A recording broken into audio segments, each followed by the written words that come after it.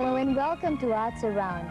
I'm Ruby Leong with more news on what's happening on our cultural scene.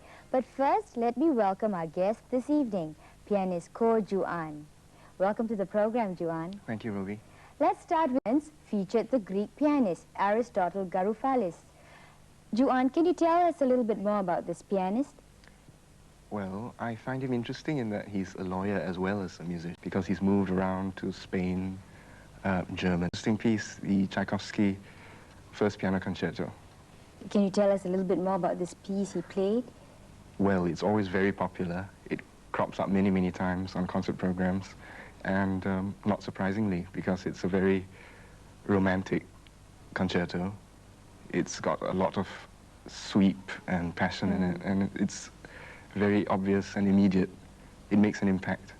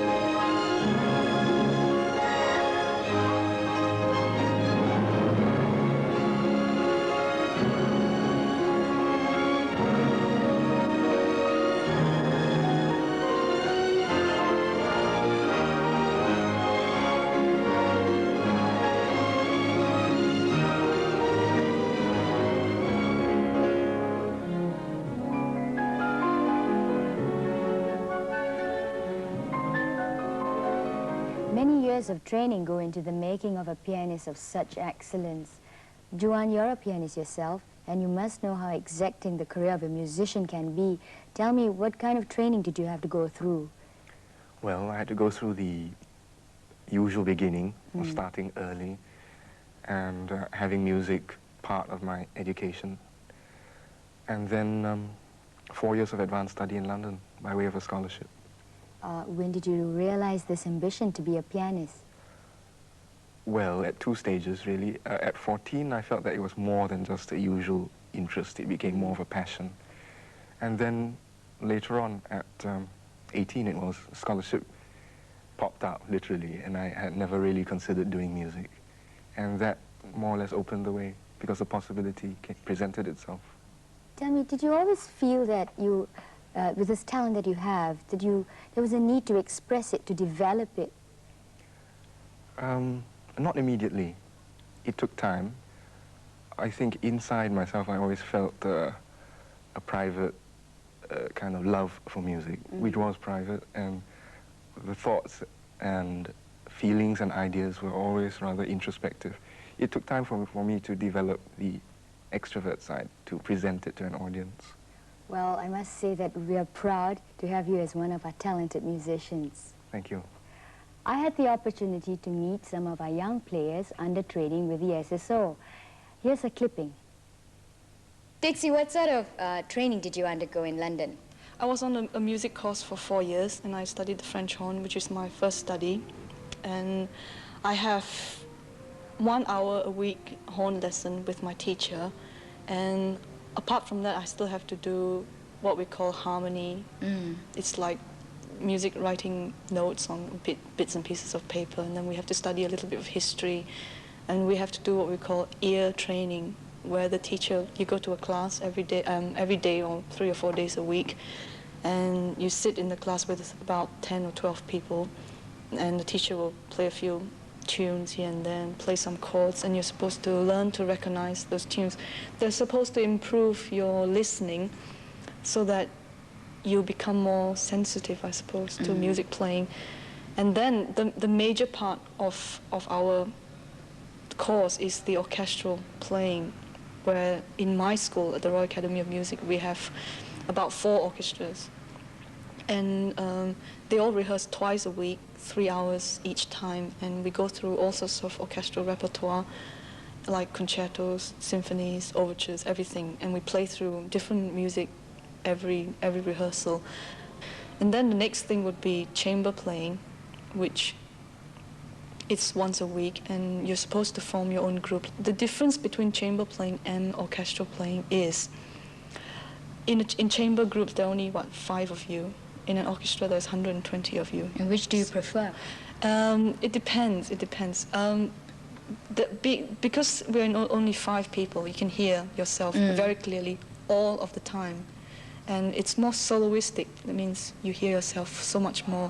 Whereas in an orchestra of 120, you might not even hear yourself, and you don't even know what's going on.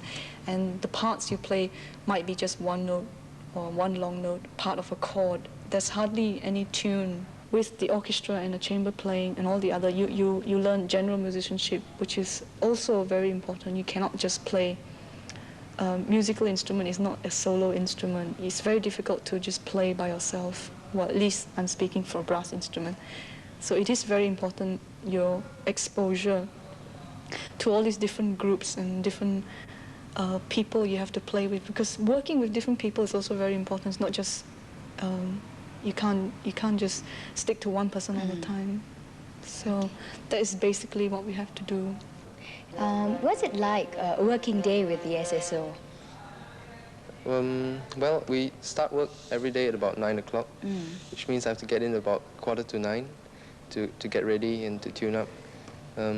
We normally rehearse in the mornings from about 9 to 1:15. We normally don't have sectional rehearsals. We rehearse as a whole orchestra. And the conductor will rehearse with us as groups when he thinks it's necessary, as different sections, while the rest of the orchestra listens, because it's just as important to know what is going on in the other sections, not only your own part. And that's why playing in the orchestra is very challenging. Victor, now that you're playing as a professional musician, what's next? What's your aspiration? I think a musician life is unpredictable. You don't know what you're going to do the next few months or a couple of years afterwards. But I would think that I would like to further my studies abroad, probably in New York or London. I did a performance course, in London at this Trinity College, and later on I went to Juilliard School to further my study with Leonard Rose. Do you think that there is an opportunity here to develop yourself, or for other musicians to further develop their talent? I should think so, as long as they have discipline with their instruments. Spending hours, practicing or doing a lot of chamber music, that's very important. It's not just playing solo all the time. I see. One has to start with chamber music. And what's your preference? I like to do everything. Chong, Leong, you're a percussionist. Your training must vary from, say, a cellist or a violinist. How is it different? It is very different. First of all, our instruments, they are, should I say, percussion consists of a lot of instruments. It's just not only drums, it has timpani, it has mallet instruments, that means vibraphone, marimba, glockenspiel, and the other things like cymbals, and smaller stuff like bongos, congas. And you have to learn how to play all instruments in the percussion? Yes, well, at least a bit of each. We cannot really be master of everything, but we are expected to be able to play most of them. What about chamber music? Yes, we do chamber music, but it's again different from the other instrumentalists. We do mainly percussion ensemble stuff. That means we'll have a big group of people, like 6, 8, perhaps even 10, and we all play on different percussion instruments. And we use a lot of things in percussion ensemble. We can use up to 40 instruments for a group of 8 or 9 persons. And so there's a lot of playing. What directions will your career take on from here, Juan? Well, after national service, I've got a couple of concerts lined up, plus teaching, and then perhaps overseas study, but that has yet to be finalized. I hear you'll be playing in a concert in February. Yes. More details? Well, this will be a viola and piano recital with the principal violist of the SSO, Iri Heger. And another one in May, I understand. Yes, that would be a recital, solo recital. What piece would you be playing, or have you not planned it yet? Well, a very rough idea. Some French pieces, Beethoven and Chopin. And for the dual recital, we've got an interesting combination of Fauré and a relatively unknown English composition by a lady, Rebecca Clark. What advice would you give to a budding young pianist who would be taking the same path as you? Well, not just pianists, but anyone interested in performing arts, and that would be to widen his or her horizon as much as possible, especially in the Singapore context, which would be difficult, but they should keep an eye out for exhibitions and read magazines and try to understand what is happening internationally. Well, we'll be looking forward to your concerts in February and May. Thank you. And there are other highlights too which you can look out for. One of them is the Ching 84. Each year, roads are blocked and traffic stops in one of our new towns, and Ching comes alive, very much a part of our Chinese New Year festive celebrations. Gaiety, color, excitement, and something for everyone. It's no wonder Singaporeans, young and old, families, tourists, and of course shutterbutts flock to this spectacular event. This year, it will all be happening at Ang Mo Kio Town, Avenue 5, with 2 performing areas for the public. These are at the junction of Avenue 4 and 5 and Avenues 5 and 6.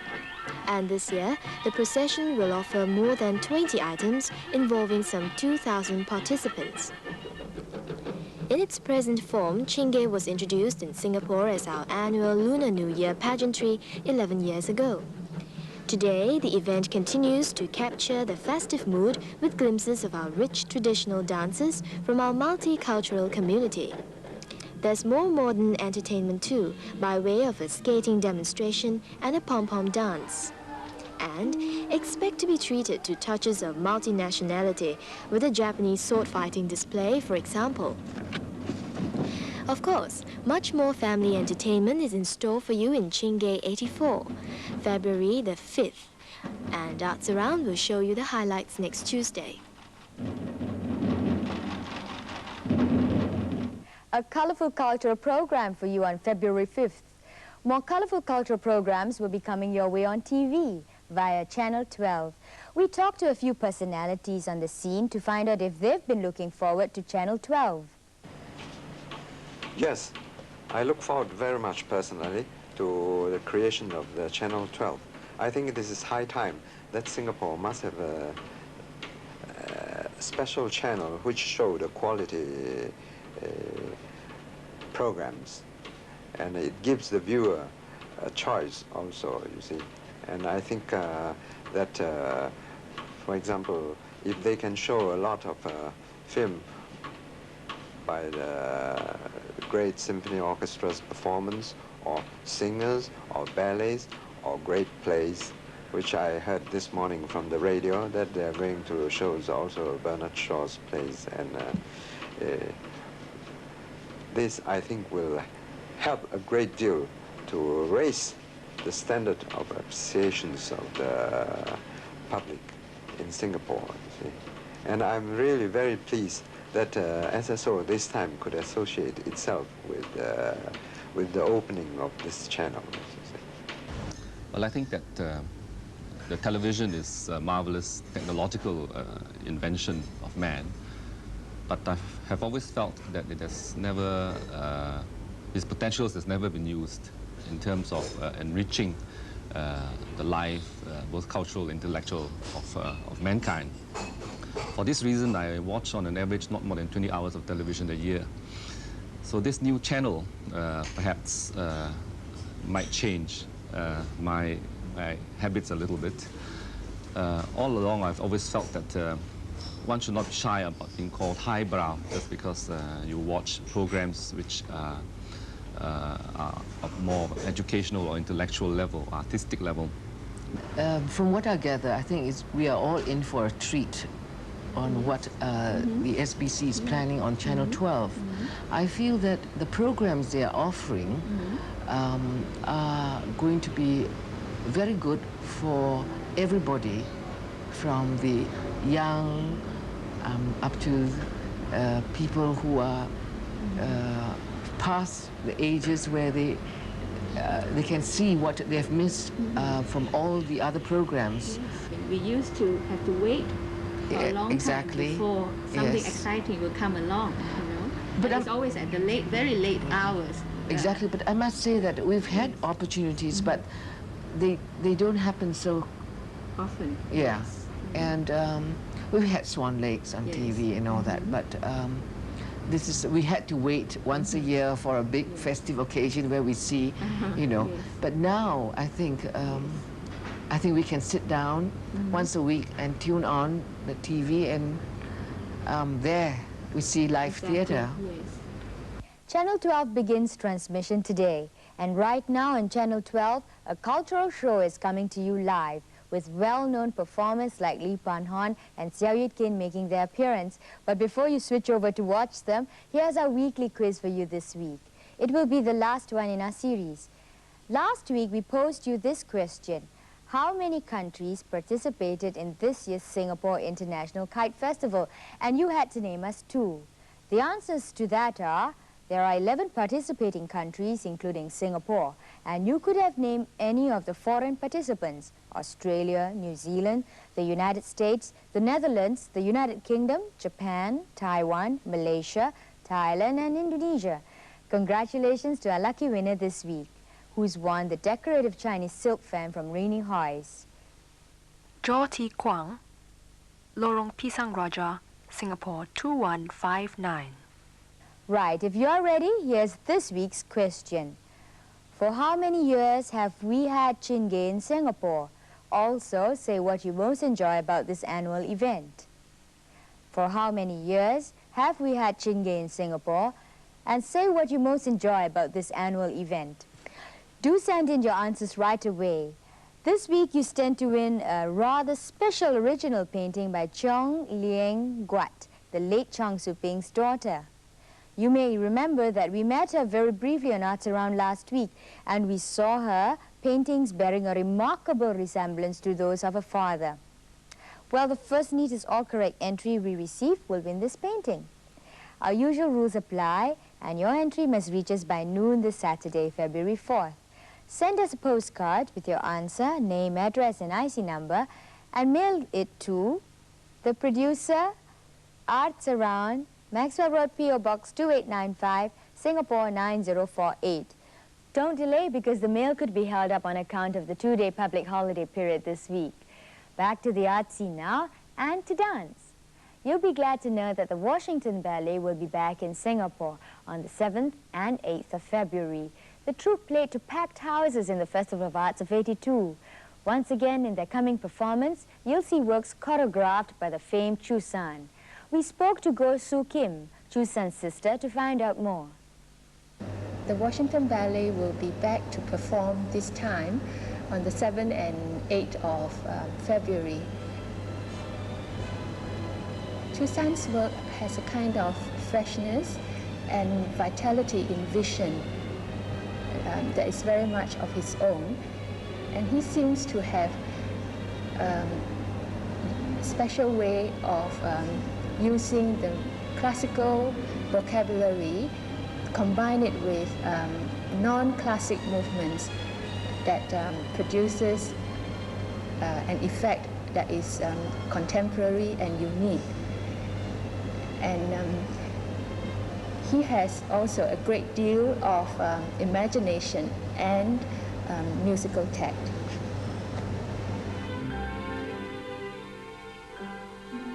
Some more on dance. Let's sneak a preview of what's being put together by the Indonesian choreographers for the Malay dance performance in this year's Festival of Arts.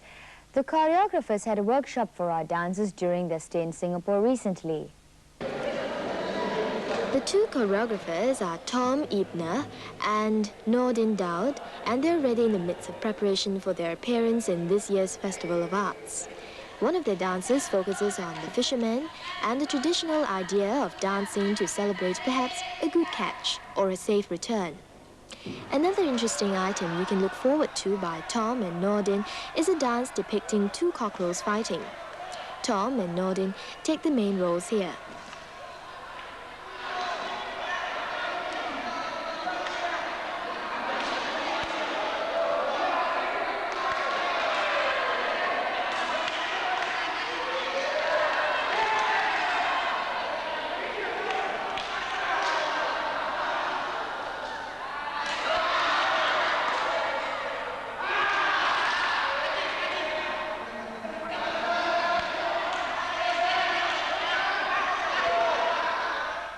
Well, that's all the news Arts Around has for you tonight. We'll be seeing you for the last time next Tuesday. Before I say goodnight, I'd like to thank Juan for being here with us this evening. Thank you, Juan. You're welcome. And to you as well. Well, we'll be signing off now, so why not turn over to Channel 12? Good night.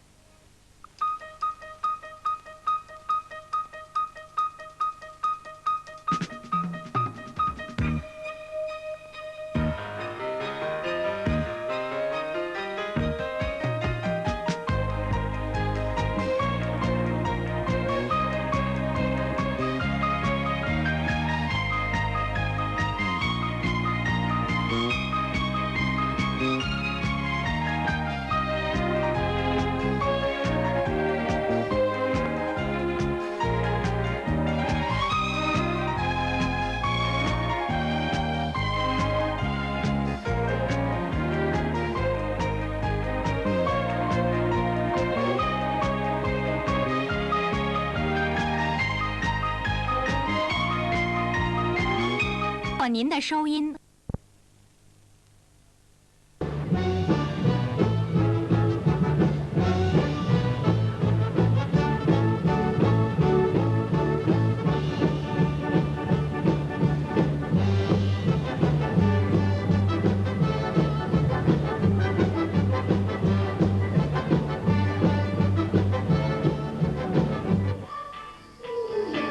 The PA Junior Choir welcoming the new year. All 150 of them. As usual, this year's procession had participants from different cultural organizations in Singapore.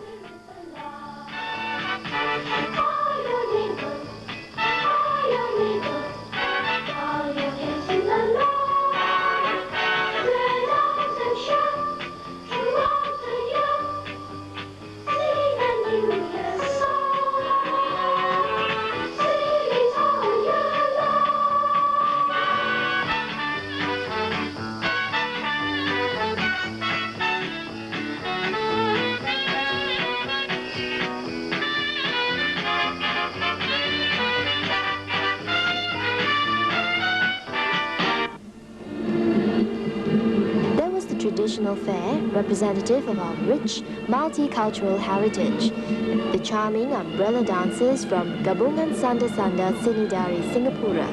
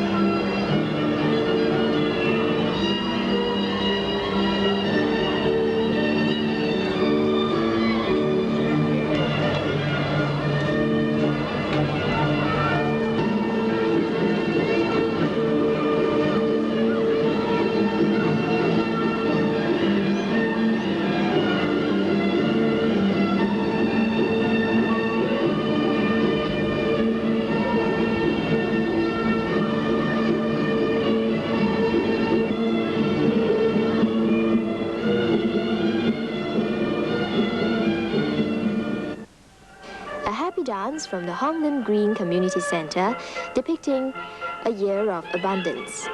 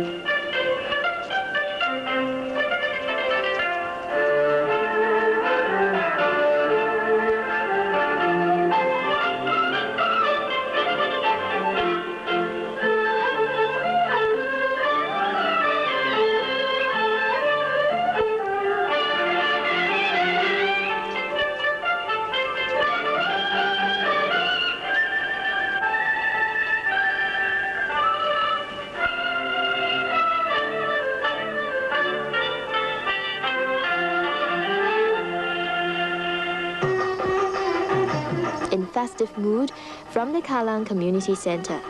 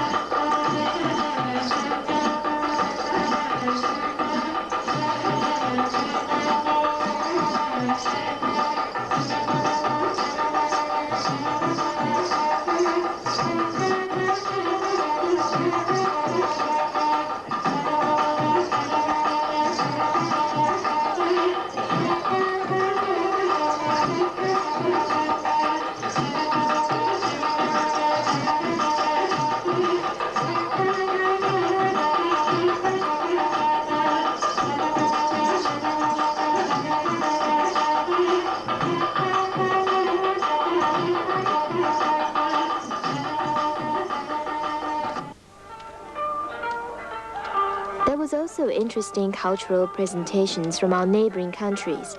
The Kendo Association put up a Japanese sword fighting display, and both boys and adults showed off their skills.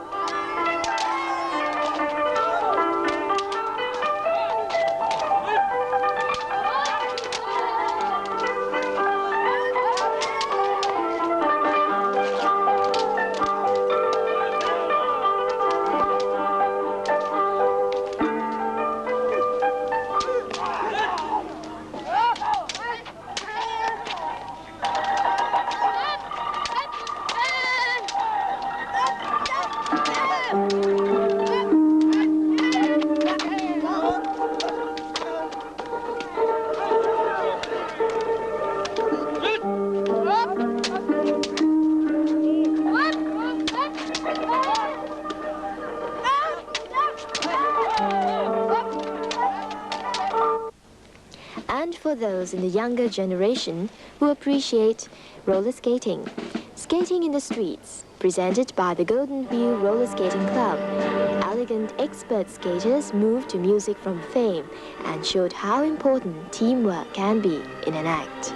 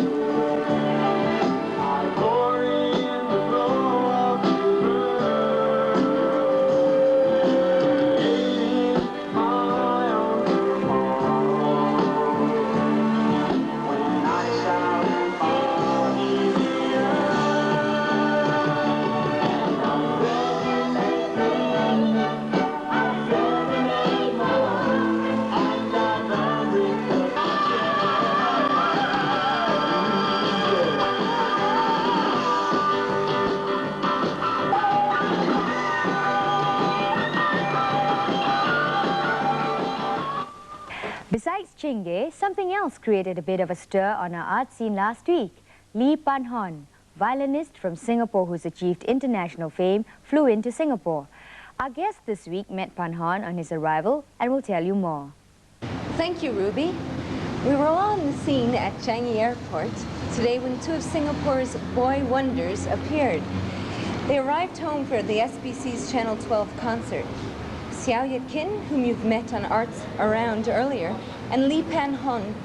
We all remember the little boy with the homemade violin who wandered around Chinatown making music.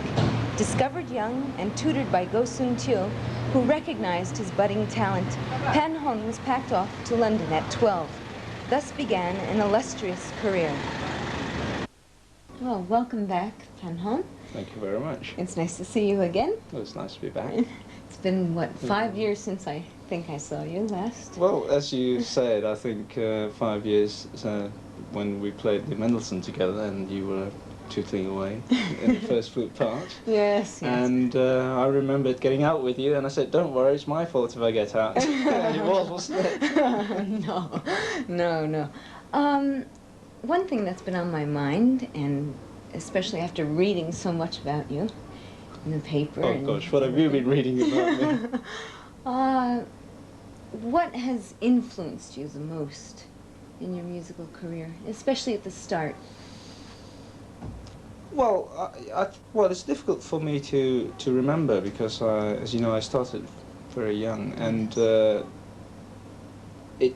it's just that music has always been a part of my life, and so I wasn't really conscious of being influenced by anything as far as liking,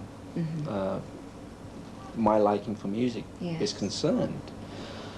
I suppose, you know, I must sort of remember my first teacher, Go Soon Teo, in Singapore, who really sort of brought to my attention that, you know, one could develop this art for playing the violin, and also to sort of develop my musical knowledge and to learn about all kinds of music, you know, but particularly Western music. Yes. Well, through your relationship with Mr. Go, did he challenge you with anything? Did he give you anything to really force you to play or to keep you going? Yes, he gave me lots of repertoire to do, lots of studies at the beginning, and lots of different composers, lots of new music. When you say challenge, well, I suppose it was a challenge because I had to learn a lot of this thing, and it wasn't always easy. Yes. And of course, you know, it's especially in the very early years, it all sort of was quite new and strange. Yes. Well, as you say, it wasn't all easy. Yeah. As your career developed, and you did more solo recitals and played with many orchestras, was there any point at which you felt that you couldn't take it anymore? No, I haven't got to that stage yet. No, I'm lucky actually because I've always enjoyed playing, and most of the time also I enjoy practicing, and I enjoy learning things. Perhaps not so much now when I get a bit lazy, you know, I prefer to be playing. But I've always sort of found performing enjoyable, and I actually, you know, quite look forward to it with a sort of kind of adrenaline.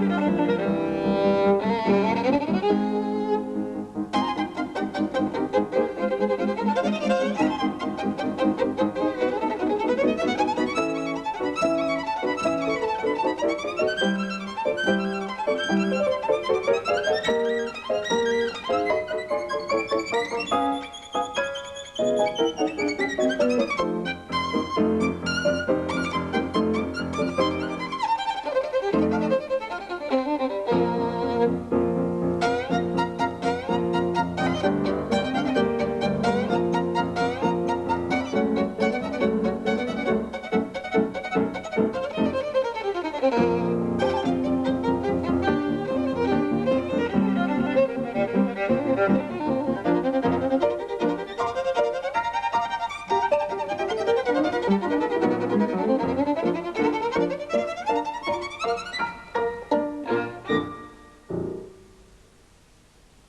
orchestra that you're with now is the Halle? The Halle Orchestra. Halle yes. Orchestra. Yes. And do you see yourself with them in another 10 years' time? Well, who knows? I think it's difficult to know what one would be doing in the future, but I have been with them for the last 4 years.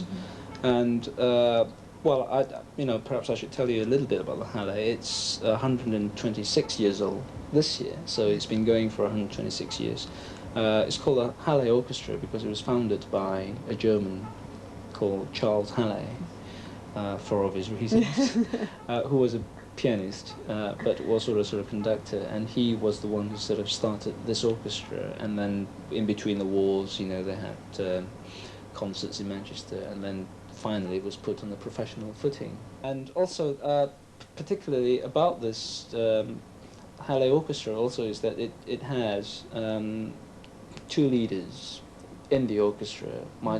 Myself is one of them, and then the other joint leader is an old, well, I'm sure he will forgive me for saying that, but I mean he's an older man than I am, and between us we share the duty of leading the orchestra, so it means that it gives me quite a lot of free time to say come up to Singapore for a week, which is very nice. Yes. And it also gives him free time to do recitals and concertos and other things. And the Halle recognizes that this is, what should we say, that this is beneficial, for them. I wish you all the best. Thank you very much. Good luck with the concert. Thank you. It's nice to see you again.